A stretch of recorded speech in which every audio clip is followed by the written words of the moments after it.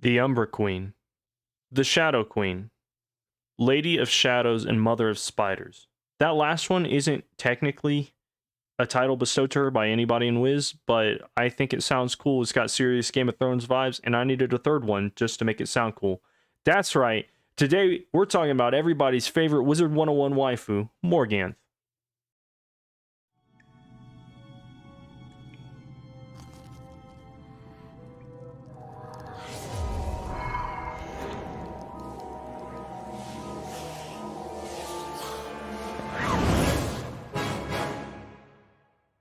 So getting into a little bit about Morganthe, some, speculation, some character analysis, just some funny little tidbits that I found while researching this kind of. Morganthe, obviously, she's from Avalon. It's assumed that she's born there, and her only living relative, Sir Mallory, states that both he and his sister Morganthe were raised in the druid village of Dendara, which makes me think that they might be of druid heritage, maybe even Merle Ambrose, because first of all, we never see any actual humans in Avalon, just druids who look like humans. But also, if you look on the Wizard101 wiki, Morganthe is either classified as sometimes a human, just in her description, but as her classification, she is wizard. Just so we're on the same page, the same wiki also classifies her as a polymorph during the Radiance Reborn quest, where we find out a little bit about Morganthe. So just to kind of take it with a grain of salt, I don't think classifications are entirely set in stone when it comes to obscure things, obscure titles like wizard. Getting more into, what Morganthe is based off of, apparently, and I didn't know this, I had some incline that she would be based off of someone, I just didn't know who. Apparently, in the Arthurian legends, King Arthur had a half-sister named Morgan Le Fay, which is what Morganthe is loosely based off of. And apparently, her name also comes from this word, morganatic marriage, which is a marriage of political convenience in which the children inherit nothing. And this happens to have a thematic reference throughout Morganthe's entire character arc. She feels that she is somehow denied her true deserving heritage, or that she is somehow denied something by the world or the people around her, which is pretty interesting. Oh, and also one last thing I almost forgot. Just an observation of mine, personally. Any version of Morganthe when she's young Morganthe in Chrysalis and Avalon, any flashbacks when she's young, she tends to don the style of a fire elf female. You look at Dahlia Falmea, you look at any of the fire elf women in the fire elf village in Avalon, young Morganthe tends to wear that same exact style. I don't know if that's just, fashionable, if that's her preference, or if that has some symbolic meaning. I don't know. It's just there. And also, in the original Wizard101 story, there's a side boss called Yiva Spiderkeeper, and her whole shtick is that she is, I guess, technically still alive, but also has some special bond with spiders. And one of the dialogue lines that she has once you defeat her is, the Terminator style, "I'll be back," but it never happened. So I'm wondering if Morganthe is kind of like based off this character as well. They just, had a boss and they're like, "Oh yeah, that's right, we have that one spider boss, may or may not come back. Let's kind of revamp it." Pretty interesting in my opinion. So getting into the timeline of Morganthe, obviously she's from Avalon, probably of druidic heritage, but we don't know that for certain. All we know is that her and her only living relative at the time, Sir Mallory, were both raised in the druid village of Dendara.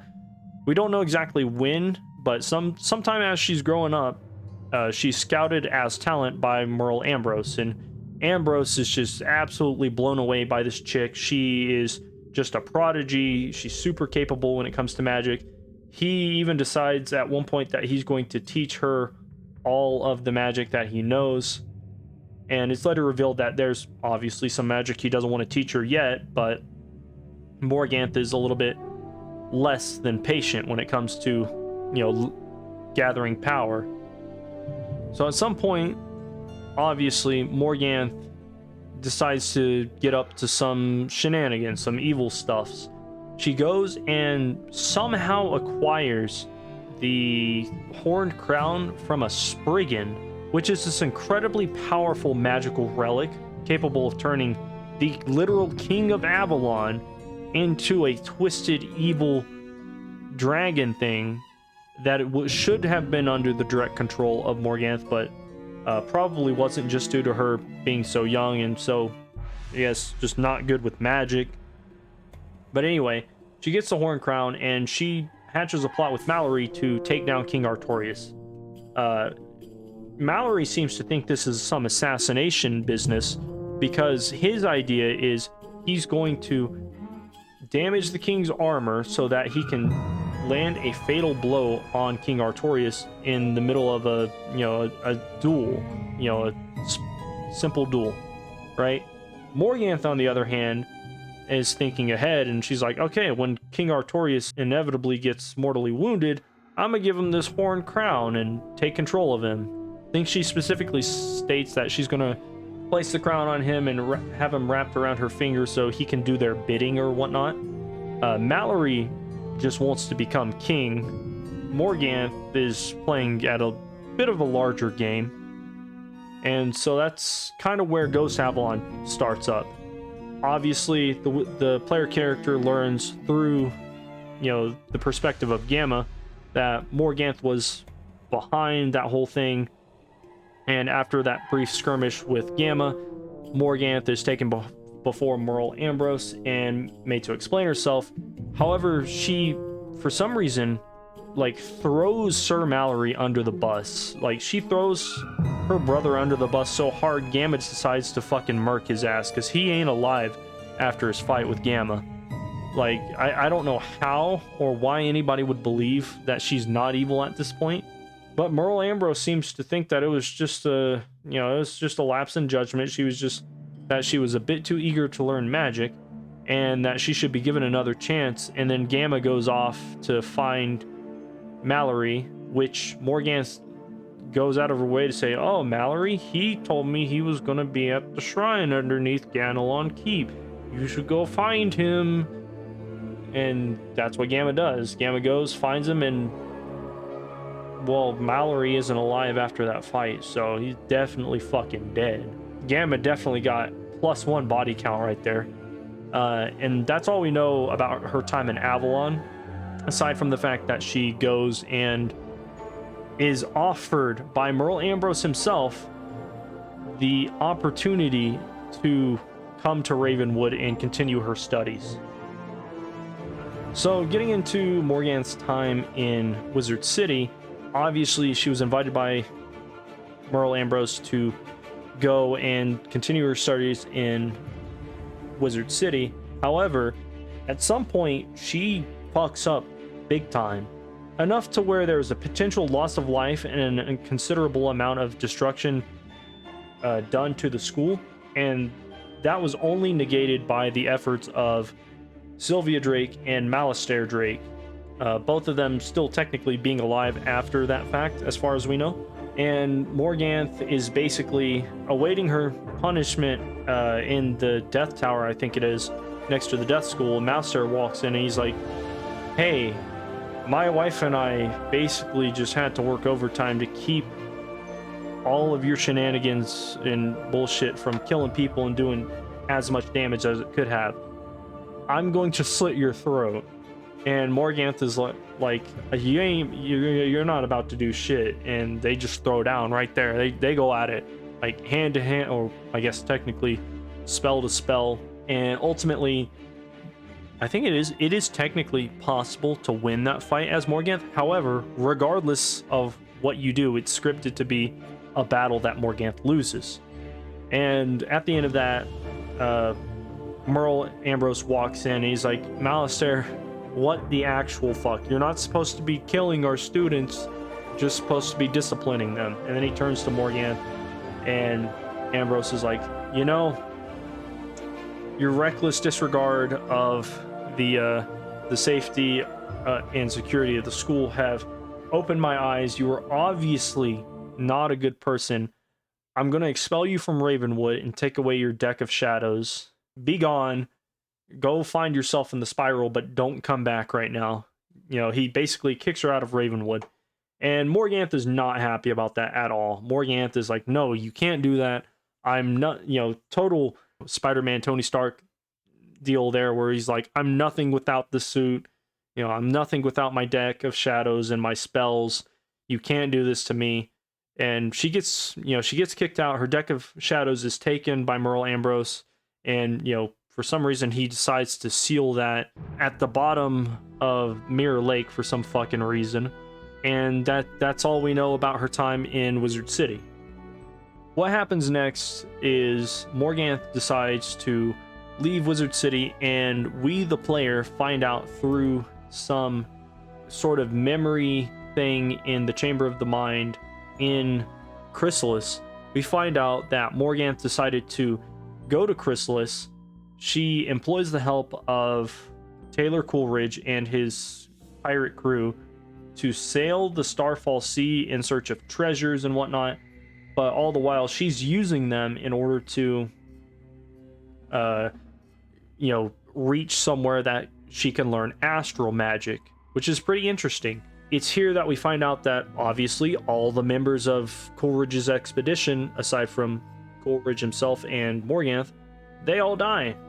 And Morganthe and Coleridge are confronted by some Arachna and basically taken hostage.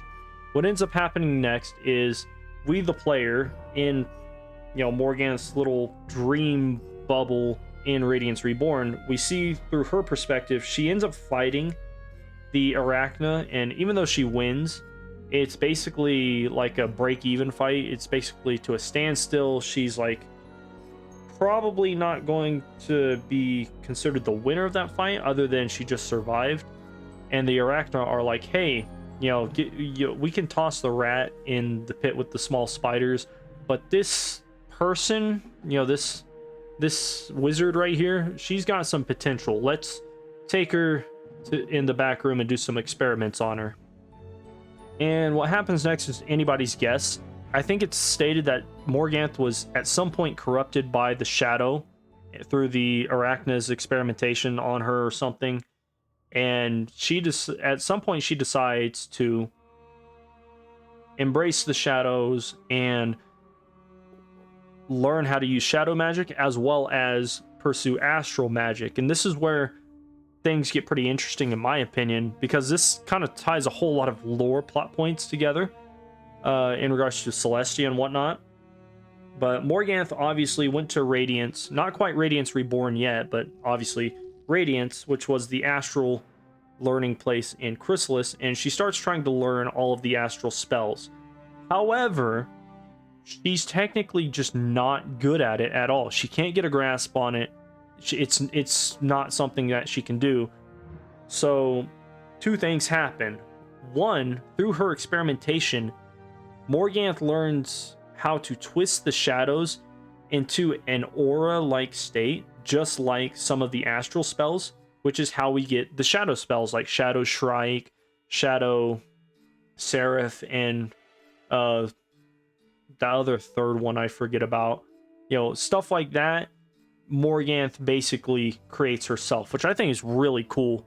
And then secondly, she sends Radiance plummeting down into the Starfall Sea because she can't figure out how to use Celestia or like celestial magics. And I'm pretty sure that kicks off her expedition into Celestia somehow. Morganthe, at some point in time, leaves Chrysalis to go to Celestia to try and learn the Celestian magics, and then decides to say, fuck Celestia.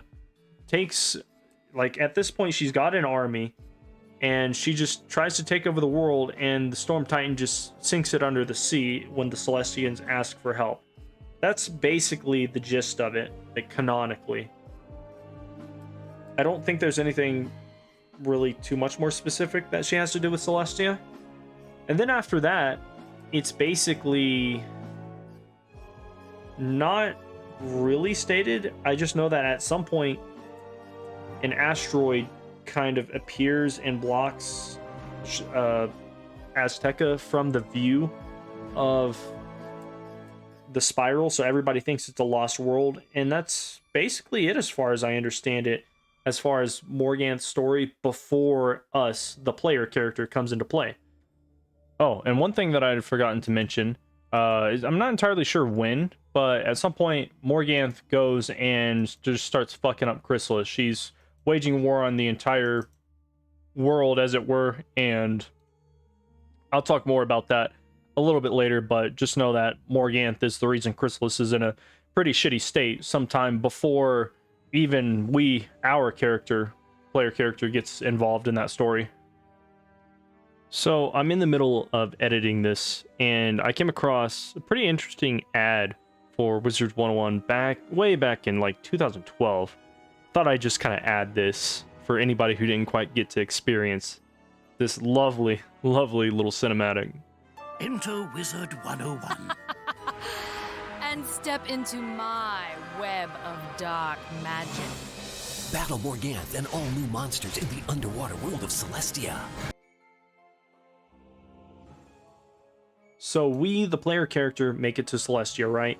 And all throughout Celestia, we eventually learned that Celestia was sunk under the waves by the Storm Titan because the Celestians asked the Storm Titan for help. Why did the Celestians ask the Storm Titan for help? Because Morganthe decided to wage war against Celestia with a fucking army. Also, she could learn the astral spells.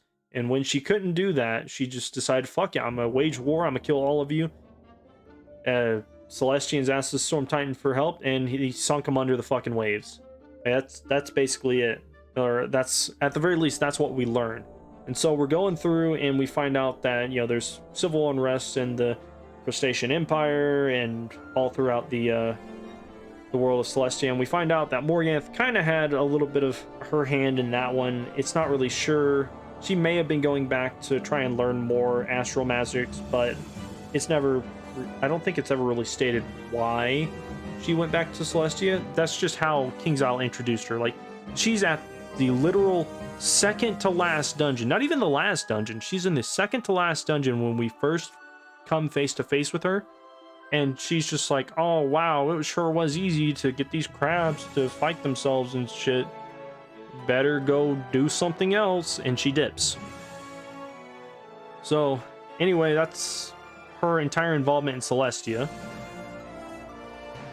From there, we basically, go into Zafaria, and everything's a mess. We went there to go find students, and it turns out Morganthe just also happened to be there.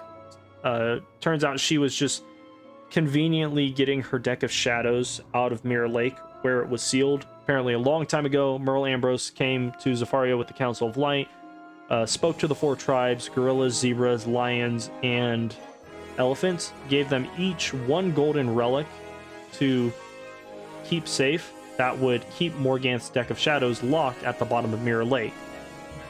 The reason all of that is important is because throughout questing through the world of Zafaria, we find out that Morganthe came back and started messing stuff up. First, she started with the gorillas, who technically just decided that the legends didn't really matter, and they thought that Morganthe was super cool, and they wanted to be cool, so they decided to team up with Morganthe, and they just handed her their golden relic. So that's 1 of 4, just easily obtained. She walked in the world, and those little simp chimps gave her the 1 golden relic.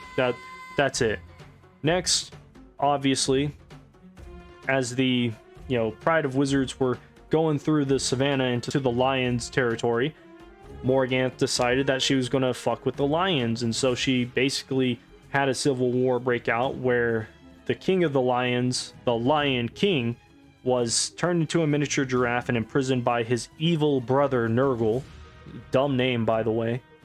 And in return for now becoming king, Nurgle decides to give Morganthe that crown, or like the golden relic. I think it was a crown. So that's 2 out of 4. Next is the elephants. Oh wait, no, sorry. Next is the zebras. Morganthe goes and fucks with the zebras. And all throughout the world, she's got this little spy, sea snaketail, who goes by a last name and dresses up like a cosplayer, constantly just going into different tribes and fucking with them.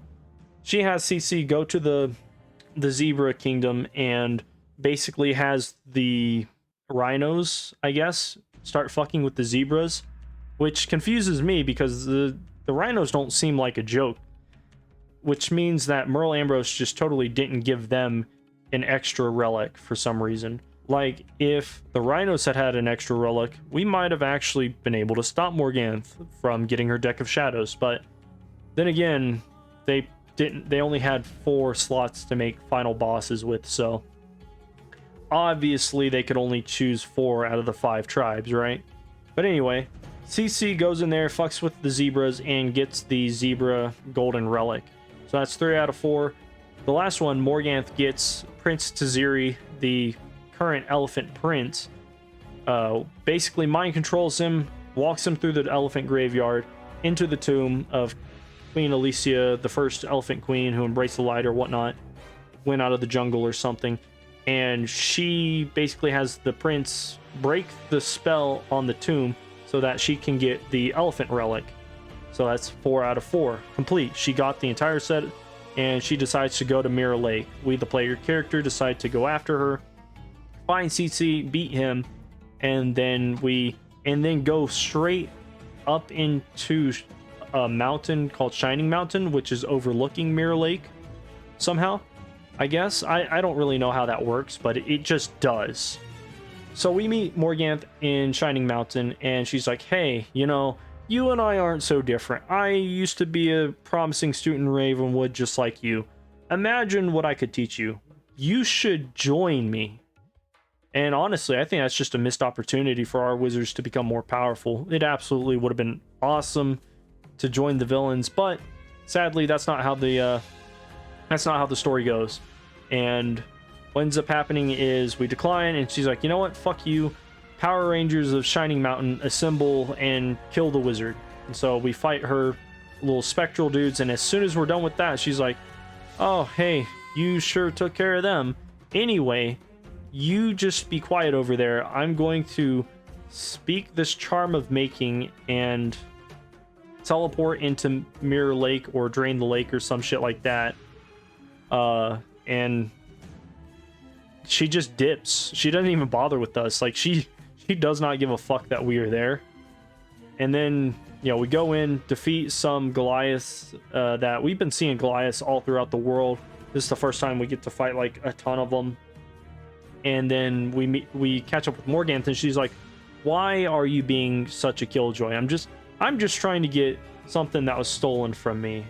And then she unlocks the deck of shadows and speaks her little prophecy riddle.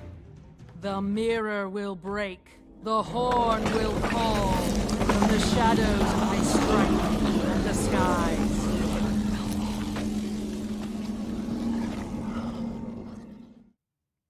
So what happens next is, obviously, we go to Avalon. Morganthe decides that she's going to come back to Wizard City for some reason. Maybe she was looking to kill Merle Ambrose and just failed spectacularly. Maybe she came to recruit some students. Maybe she just came because she was feeling sentimental. I don't really know why she came back, other than Kingsisle trying to remind us, hey, here's the bad guy, here's a new world. And Avalon is, you know, I've already talked about it before, but Avalon is just this entire world that kind of feels like a filler world because it just talks about narrative plot points. Like the whole ordeal is we're supposed to get the Sword of Kings to drive back Morganthe. However, it takes us forever and a half to get that fucking sword. All we do is run through the world and, you know, learn a little bit about the history of some things and kind of fix Avalon, you know, obviously. And then at the end, we don't fight Morganthe. We fight the Pendragon, which is just Artorias, who was turned into the Pendragon by Morganthe after being fatally wounded. King Artorias put on the horned crown, or was given the horn crown by Morganthe, put it on, and then he's evil bad. But I don't even think that he specifically is under Morganthe's control. It's never stated that he technically is. He's just running amok as the Pendragon. And we get the Sword of Kings, fix everything, and then it's just like over. Like, we never use the Sword of Kings at all. The best thing they can say that the Sword of King, we gain from Avalon, is the King Artorias spell whenever we go into Chrysalis. But anyway, that's my thoughts on Avalon. I've already talked about it. I'm not going to go too far into it again. But moving on, we get to Azteca. So, Azteca starts off with this little Quetzal flying to Wizard City. In my personal opinion, I'm pretty sure that whenever Azteca was blocked by the meteor, Xibalba, they sent out this Quetzal, and it took that Quetzal like 10 cycles for it to finally make it to Wizard City. I'm thinking that they sent out a call for help and it's just now getting heard, like a long forgotten radio wave in the middle of space or something. But anyway, we find out Azteca's in trouble and we go to help. We, the player character, get to Azteca and we realize, oh hey, shit's getting all sorts of fucked up. There is constant civil unrest in the Dino Kingdoms, and apparently Morganthe has come to the world with evil specter, an unknown entity capable of raising massive amounts of undead, and they're just fucking shit up. Well, anyway, we go through the world, realize that some dinosaurs are kind of good and some dinosaurs are kind of not good, and find out that Morganthe has come to the world of Azteca to learn of the location of the Lords of Night. Now, the Lords of Night are these dinosaur precursors who at some point were involved in the creation of the spiral, I think, because that's the only way they would have known about the Song of Creation. The reason that that's important is these dinosaurs know the Song of Creation, and Morganthe has decided that because woe is me, the spiral hates me, I can't ever get my way, I'm wrongfully denied all of my greatness and whatnot, I'm going to remake the entire fucking spiral in my image. And in order to do that, she needs the Lords of Night who know the Song of Creation, who can teach that to her.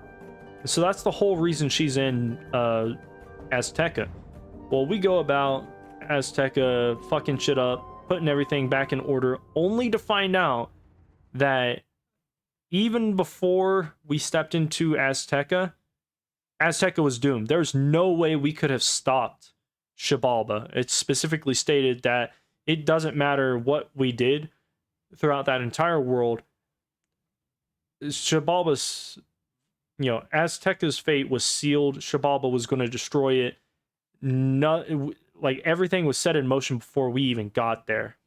But anyway, so we find out that Morganthe's shadowy companion is, surprise, surprise, a reanimated Malistaire Drake, which is pretty fucking crazy. Best plot twist ever. One of the best villains coming back for round 2.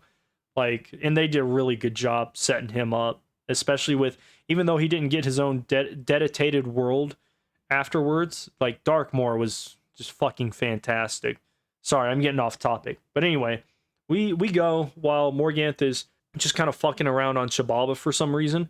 We go fight all of her minions and fight Malistaire, and a couple things happen. One, we technically win the fight, but only because a part of the meteor slams into the meteor right on top of Malistaire, sending him into the fucking void.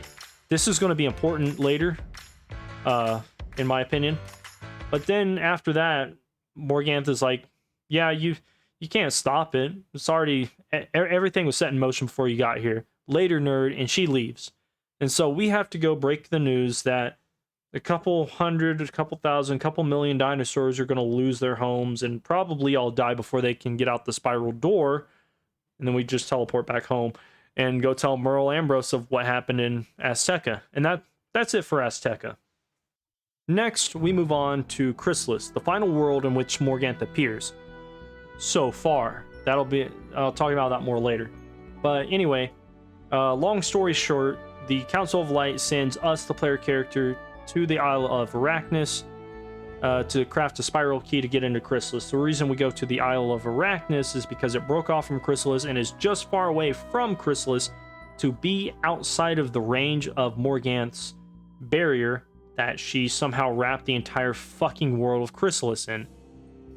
The reason Morganthe did this is because she wants to learn the Song of Creation from the Lords of Night. She can't do that if she's being pestered, so she basically puts everything on pause and goes and does that and hopes for the best. Well, we, the player character, managed to make it there, and apparently Morganthe's barrier is so fucking powerful that if any of the school teachers or Merle Ambrose himself or any of the Council of Light try to enter Chrysalis, Morganthe is going to somehow know that the jig is up, that people have made it in. However, it also seems to be weak enough for her to completely not notice us, the player character, going throughout the world. So take that as you will. And so our player character comes to find out that Chrysalis is this world of ancient primordial magics like Celestia and Shadow, which is one of the reasons why Morganthe probably decided to start her invasion there and start her evil plots. It's like she went there to learn, got upset, and then decided, fuck the spiral, I'm gonna remake it. Now, this is not what I'm about to talk about next is not a definite timeline of the events of Chrysalis, but I think I can kind of reconstruct it based on, context clues and everything. Obviously, I talked about Morganthe coming to Chrysalis. She got captured by the spiders, basically corrupted by the shadow, and then she would have also after that or at around that same time gone to Alcazar of Radiant Judgment and, attempted to learn astral magic there. What I think would have happened at that point is once she decided, fuck everything, I'm going to commit war atrocities and try and remake the spiral, that's her new grand plan, since she can't get a grasp on astral magic, and that was just the straw that broke the camel's back, apparently. She decides, first, she's going to destroy the Alcazar of Radiant Judgment and plunges it into fucking Starfall Sea. And she's already got, the backing of the Arachnids at this point. What probably happened next, just due to the geography and everything of the world, she probably, this is something she did, but timeline-wise, she probably burned down the Conda Forest and made her way through the Conda Forest, now the Conda Desert, into the city of Sardonyx. And because the city of Sardonyx is, at the opposite end of the Starfall Sea, away from literally everything, it's basically just this impassable sea that is just so hazardous. Nobody's really going to try and do anything except for, use teleporters to get around. She basically put the city under martial law and used that as kind of her base of operations in between, the hive and everything, to kind of conduct her stuff, take citizens of Sardonyx and experiment with them and turn them into Goliaths, which, again, this is all stuff that she did. I'm just trying to piece it together in a sort of timeline-wise scenario. What I think happened next is, obviously, she would have crossed the Starfall Sea, and I think she would have gone for the apiary next, the place that has all the bees and the wasps and everything. She basically took control of the queen bee, whatever her name was, the bee queen, and obviously the bees aren't going to fight their queen, so they just kind of go along with it. That's how bees roll. Probably would have gotten help from the wasps and all the other insects, stuff like that. And from there, she would have probably gone and fought Bastion at the same time or after that. I would imagine it happened at the same time, because obviously she's got, she set up Fort Rakius and all those different little forts that she has to kind of launch her invasion. She's got her army of Shadow Weavers, who are just arachnids and or mantises that are changed and warped from all of her shadow experiments.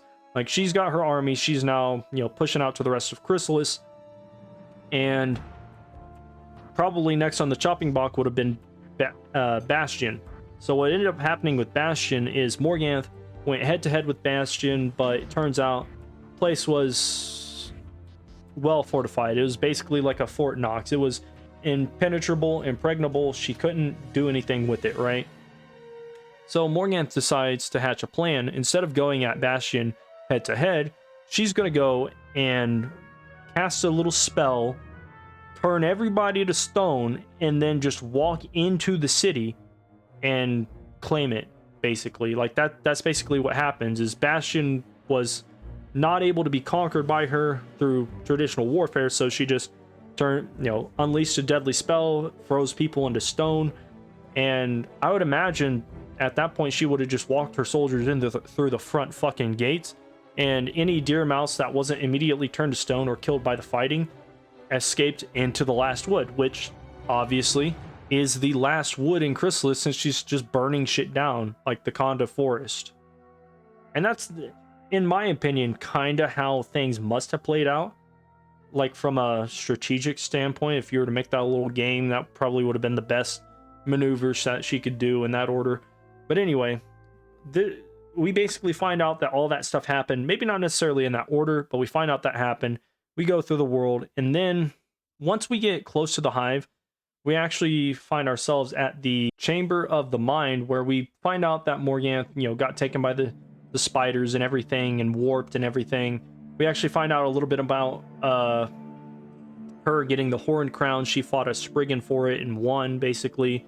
We find out about her dealings in Wizard City and how she got kicked out of there, which I've already basically explained. And so moving on, we just kind of go through it, and we make our way to the Solar Arc, finish, figuring out some of the stuff there, some more shadow magics.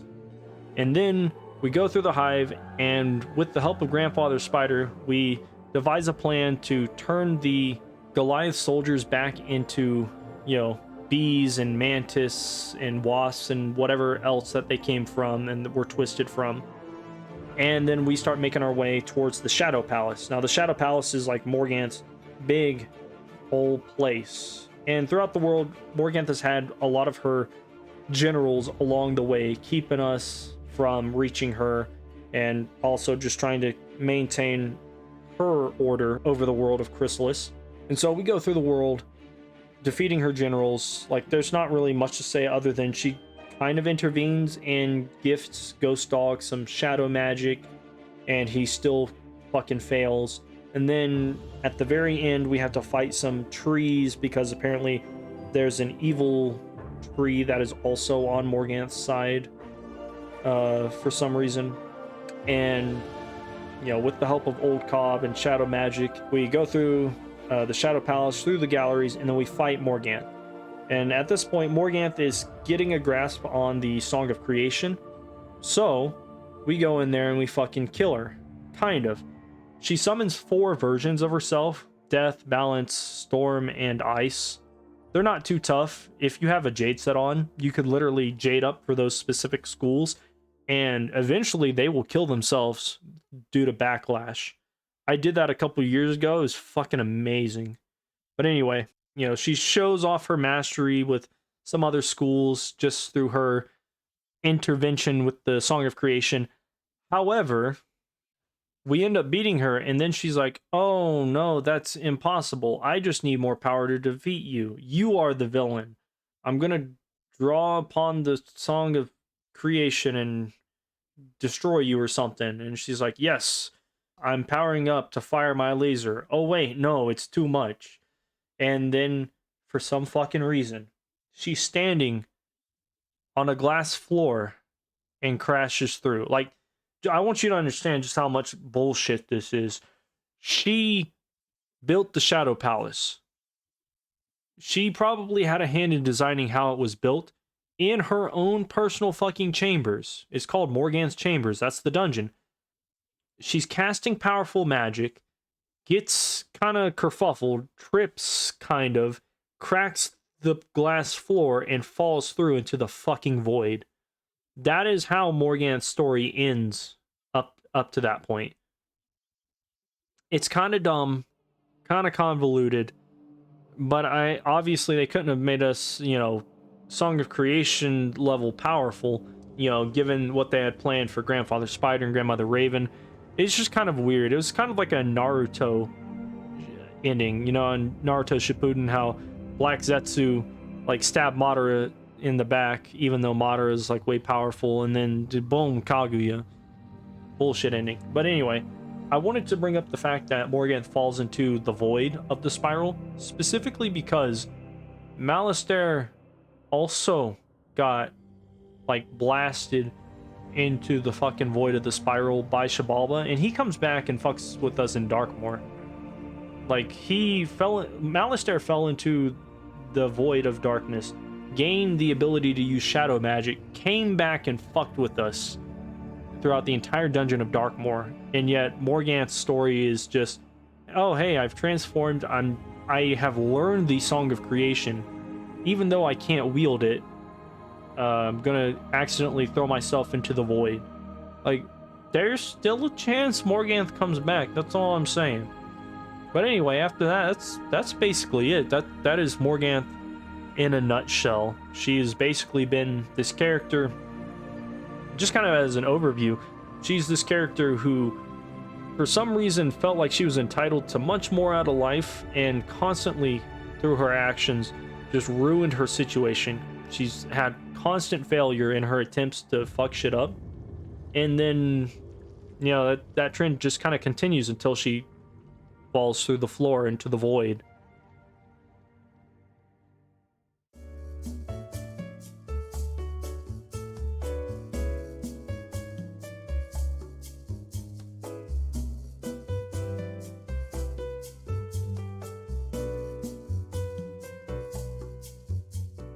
No, I keep whistling.